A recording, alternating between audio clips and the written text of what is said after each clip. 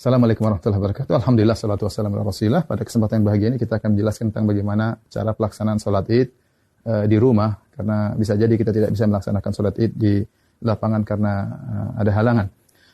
Para ulama, jumhur ulama berpendapat bahwasanya dibolehkan sholat id di rumah bagi orang yang tidak bisa menghadiri sholat id di lapangan.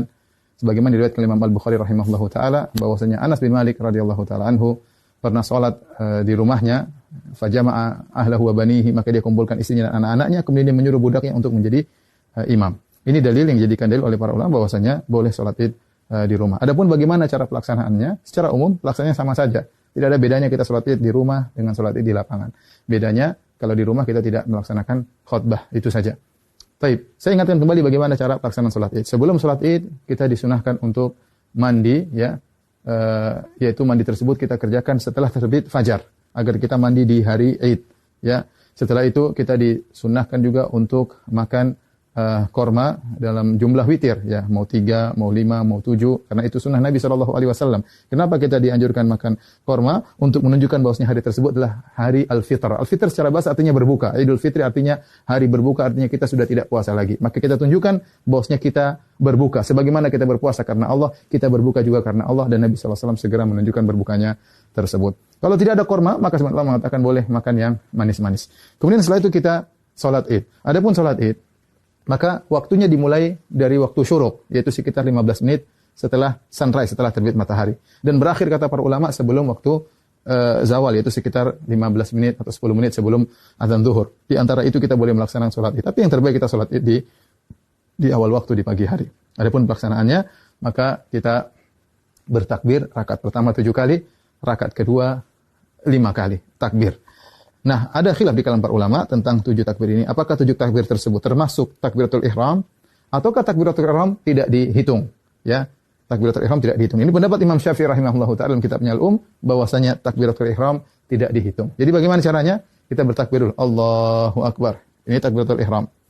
Kemudian kita baca doa istiftah. Setelah kita baca doa istiftah, baru kita bertakbir 7 yang disebut dengan takbirat zawaid, takbir tambahan. Kita takbir Allahu Akbar. Allahu Akbar. Nah, apakah di antara takbir ini ada doa khusus? Tidak ada dalil ya, dari Nabi SAW. Nabi pernah disebutkan membaca sesuatu di antara takbir-takbir tersebut. Oleh karenanya, pendapat mazhab Maliki tidak ada bacaan. Namun sebagian ulama berpendapat boleh membaca sesuatu seperti mazhab Syafi'i. Kita boleh bertakbir, boleh bertahmid, boleh bertahlil di antara takbir-takbir tersebut. Kita ulangi, kita Allahu Akbar, takbiratul ihram, kemudian kita baca doa istiftah. Kemudian kita takbir 7 kali. Allahu Akbar 1. Allahu Akbar 2. Ya, Allahu Akbar 3. Antara takbir satu dengan yang lainnya kita ada jeda sedikit, apalagi kalau kita jadi imam, agar makmum di belakang bisa mengikuti kita. Kita lanjutkan.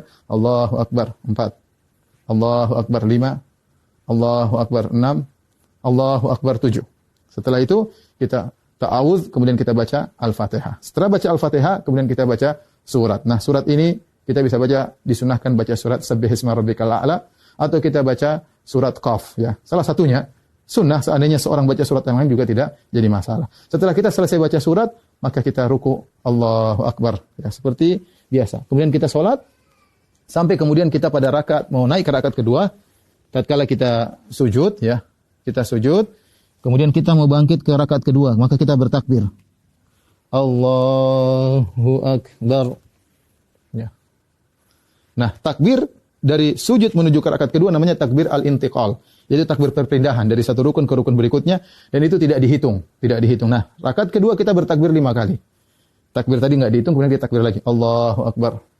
1, Allahu Akbar. 2, Allahu Akbar. 3, Allahu Akbar. 4, Allahu Akbar. 5. Kemudian kita baca Al-Fatihah dengan jahar. Kemudian setelah itu kita baca surat, disunahkan kita baca surat Al-Ghasyiyah atau kita baca surat Qaf.